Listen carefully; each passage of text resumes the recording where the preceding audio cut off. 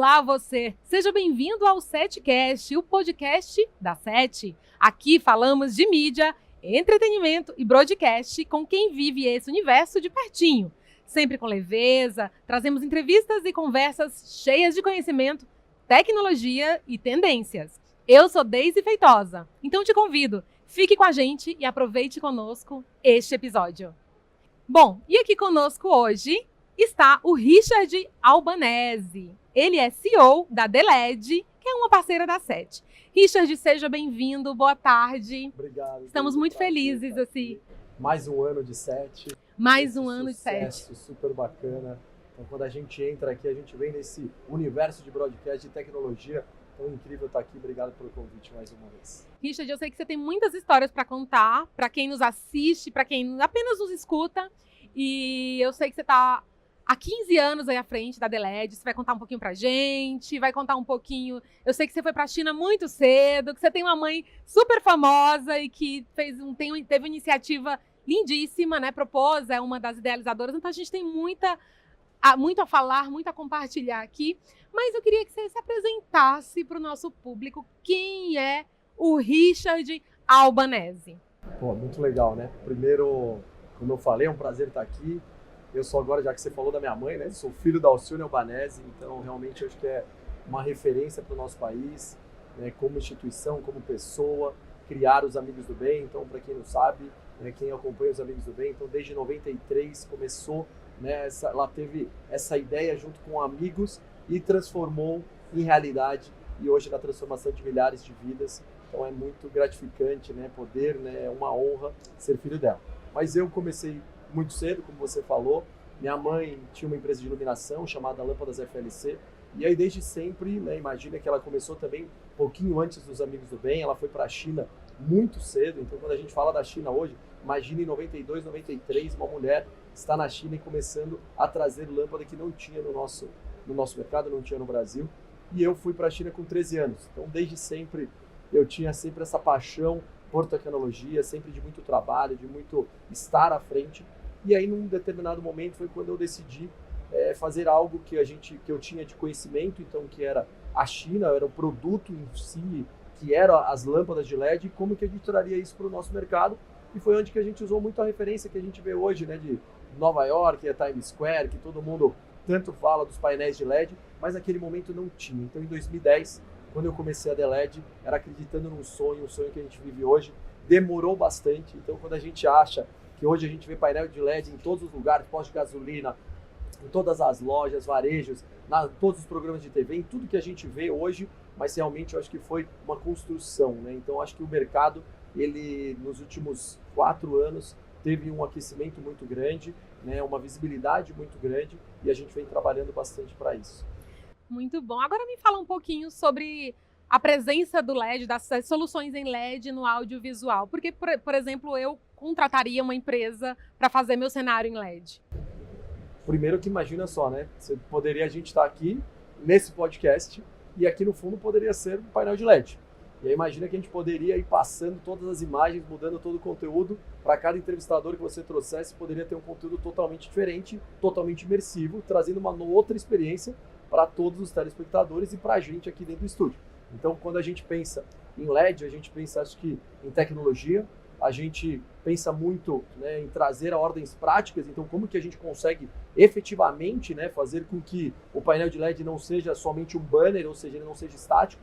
Então o conteúdo é extremamente importante, o que você passa e como você se movimenta. No final eu sempre falo que é trazer essa experiência. Então ele nos proporciona trazer a experiência, seja para um programa de TV, seja para um podcast, seja para uma loja, para qualquer universo que a gente estiver falando. Então a gente tem aí diversos cases, diversos mercados que a gente acaba atuando. Bom, gente, vocês já viram, a gente já conseguiu um patrocinador.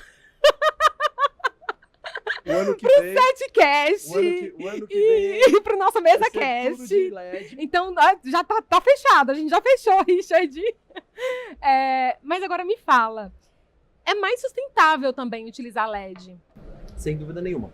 Então imagina que, é como a gente falou, se você tem dentro de um cenário, quanto de produção que é feito e que você acaba se desperdiçando. Com o painel você vai mudando, ele é modular, então a gente consegue fazer vários formatos monta e desmonta. Então a gente consegue, quando a gente pensa, e aí eu sempre faço uma relação no nosso dia a dia, se a gente pensa, né, você falando de um varejo, poxa, você imagina você conseguir dentro de um varejo as campanha Dia dos Pais, Dia das Mães, Natal, tudo isso você vai mudando o tempo todo. Então imagina que incrível, além da sustentabilidade, você conseguir falar bom dia, boa tarde, boa noite, você entender o teu consumidor. Eu dei um exemplo aí de posto de gasolina, é aquilo, imagina você conseguir ter o preço, a informação dinâmica durante o dia, você conseguir ter um preço dinâmico, preço de manhã, preço à tarde. Então a comunicação ela fica totalmente diferente de quando a gente pensa no estático. Então a gente defende muito as infinitas possibilidades, porque realmente a gente acredita nisso.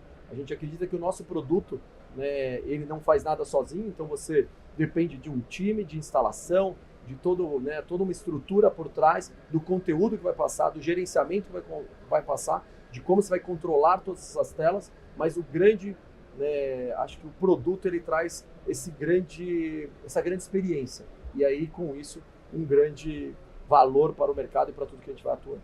Agora me fala, que tipo de clientes vocês têm, por exemplo, no campo do audiovisual, mas também fora do audiovisual? Porque hoje a gente vê o LED presente até em soluções de arquitetura, de casas, assim, domésticas. É isso mesmo, né? A gente tem painéis instalados na área externa, na área de piscina. Então imagina que antes você tinha um projetor, como que você vai fazer? Então só funcionaria de noite. Então um painel hoje pode ser instalado dentro para salas de cinema dentro de casa. Também é muito utilizado hoje em dia. Mas a gente acaba atuando em todas as áreas. Como eu te falei, a gente hoje está presente, se você olhar todos os programas de televisão, eles têm atuação de painel de LED, então todos os cenários.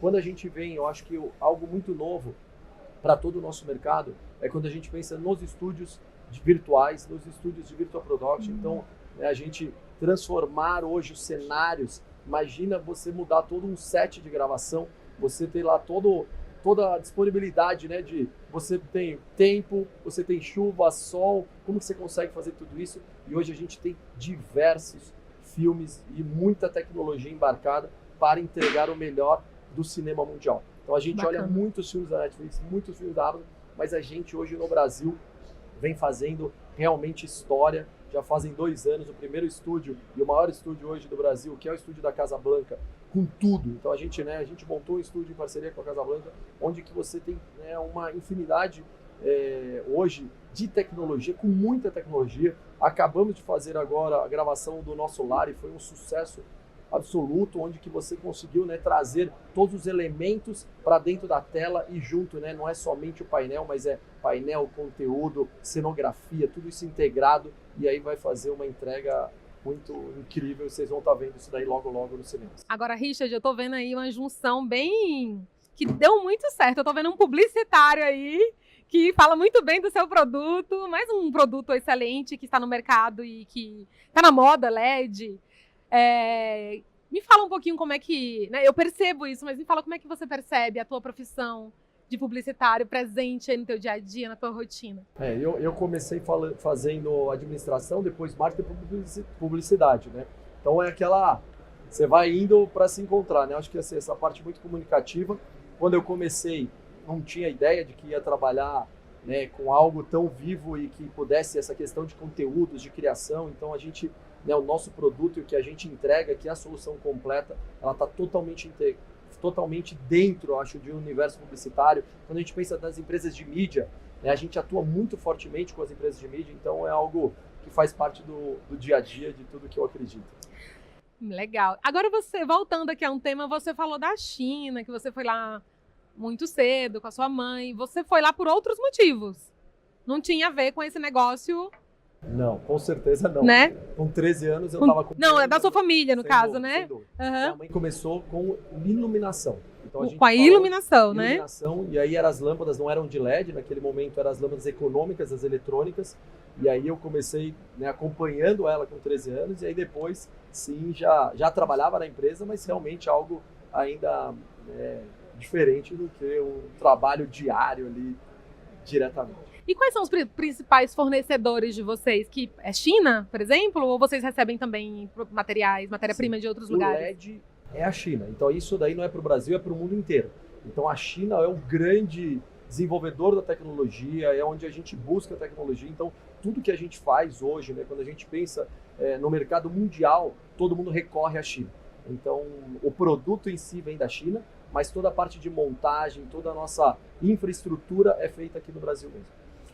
E então você falou assim, eu conheci a China, né, há muitos anos, muito cedo. O que você acha? Assim, porque a China hoje está tomando os mercados e a gente vê é um cenário de uma guerra comercial muito grande, China, Estados Unidos.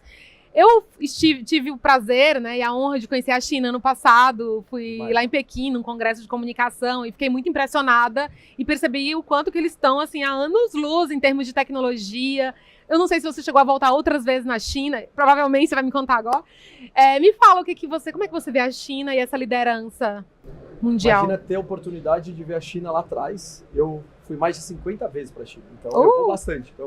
Sabe que eu não queria mais voltar da China, eu gostei tanto. Então, assim, pensa que eu vou 2 vezes ao ano, agora 2 vezes por ano, mas eu ia 3 vezes por ano, cheguei aí 3 vezes, 4 vezes, e aí você pensar assim e ver a tecnologia hoje, né, o que a China consegue entregar. Eu acho que existia um preconceito muito grande, essa é a realidade de todos nós, né? Então a gente sempre fala, produto chinês, e na verdade existe um crescimento muito grande. Na época da pandemia, eu fiquei 2 anos sem ir para a China, né? Eu tava com uma saudade de ir para a China.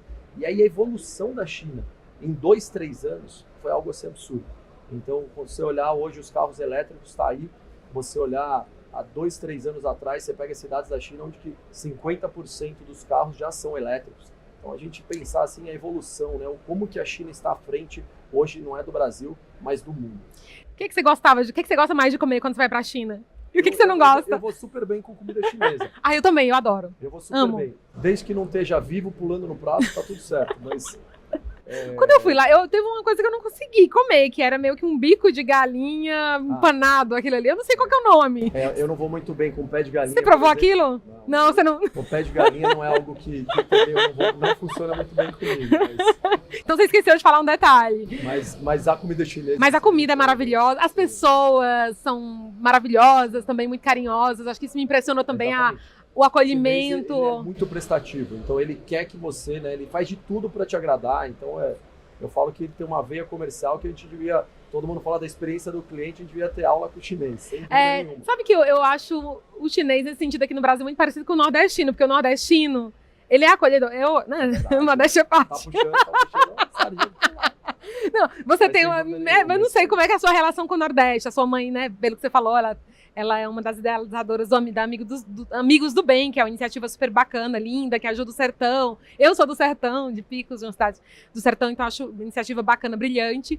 Mas é isso, eu acho que quando eu penso em povo acolher, a China me lembrou muito o meu povo, assim, em termos de acolhimento. Pelo menos a minha experiência foi assim, com as pessoas nas ruas, vendedores de rua e universitários com quem eu tive contato. Então eu senti essa acolhida, esse acolhimento de uma maneira muito, muito bonita, assim. É demais. E minha relação com o Nordeste é desde sempre. Então eu também faço super parte dos Amigos do Bem, não teria como ser diferente, né?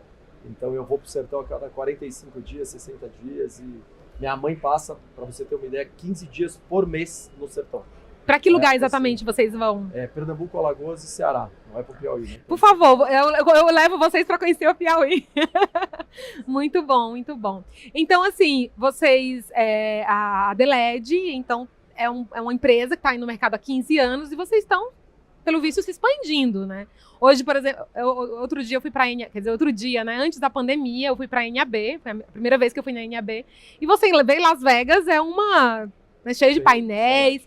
Mas aqui em São Paulo, por exemplo, a gente tem aquela lei Cidade Limpa, porque eu não sou de São Paulo, mas quando eu vim morar aqui, diziam que já antes tinha bastante, né, muitas propagandas na rua. E lá em Las Vegas, por exemplo, tem muito LED. E é impressionante, os painéis de LED lá são impressionantes, imersivos, em todos os lugares, dentro dos cassinos.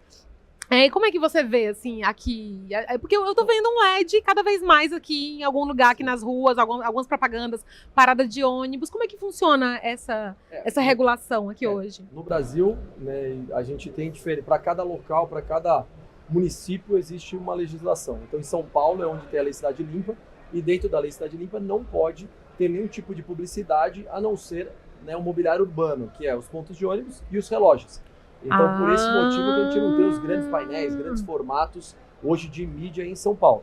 Mas se você for, por exemplo, para o Rio de Janeiro, você vai ser impactado demais. Você tem grandes formatos, grandes painéis, Belo Horizonte, Rio de Janeiro. Então, a gente tem diversas capitais hoje com um impacto muito grande dessa tecnologia. E aí sim, com conteúdo 3D, conteúdos imersivos. Então, eu falo que tem assim, muita relação com o que a gente vê lá fora, mas a gente acaba tendo muita tecnologia. E eu também falo que a gente se espelha muito, né, no que a gente vê, mas o Brasil está à frente, eu acho que em vários departamentos. Quando a gente pensa hoje, por exemplo, dentro do varejo, e aí eu falo, por exemplo, dentro do supermercado, o Brasil está muito à frente hoje, até do que os Estados Unidos. Então a nossa parte de comunicação digital hoje, a gente está à frente da Europa, dos Estados Unidos. Então existem mercados, eu acho que o brasileiro, a gente é muito criativo, a gente acaba reinventando, inventando algo, e isso daí vem sendo muito bacana para o nosso produto.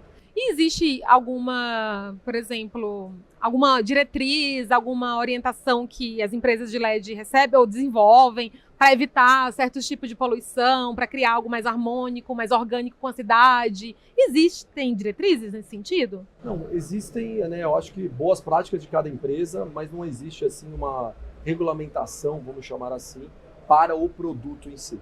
Então existe uma regulamentação do que proíbe a publicidade, né? Mas não que seja do produto alguma restrição com relação a ele. Claro que é extremamente importante quando a gente pensa no fluxo luminoso. Então imagina que você tem um painel de LED à noite, você tem que baixar o brilho dele, né? Quantas vezes a gente já passou na rua, tá no posto de gasolina e aquilo lá tá gritando, a gente fala, meu Deus, tá muito forte. Então realmente eu acho que tem que ter um cuidado muito grande, e aí a gente tem toda essa parte de gerenciamento, né, do conteúdo, e aí essa calibragem, de essa programação automática ou não, a gente consegue fazer por horário, para que a gente consiga regular o brilho do painel, o brilho do produto, para que ele esteja realmente de como ele tem que ser. Ah, legal, bom saber. Agora vamos voltar para a China. Me fala o que que te surpreendeu, assim, o que você ficou chocado culturalmente, porque tem as questões culturais de cada local, mas quando você foi, assim, que situação divertida você viveu, ou algo que você viu que foi completamente novo lá, que... Hoje eu falei que eu adoro comida da China, me dou super bem. Exato. Aos 13 anos, o momento de maior alegria foi quando eu vi o McDonald's. Aí eu falei, meu Deus, o McDonald's está aqui. O não lugar, o que Markel já chama de não lugar. Então eu falei, cara, o McDonald's está aqui. Então, isso aí foi algo assim que eu falei, fiquei extremamente feliz. Aí depois você foi... E aí depois eu fui crescendo e... A gente vai crescendo, vai amadurecendo, vai vendo fomos melhorando. Que a gente tem que experimentar. Não que o McDonald's não faça parte do meu dia a dia na China. Eu brinco que 2, 3 vezes na semana, continua sendo, por mais que eu me adapte e goste bastante, mas a comida chinesa ela tem uma questão, né? Ela é muito boa nos grandes centros.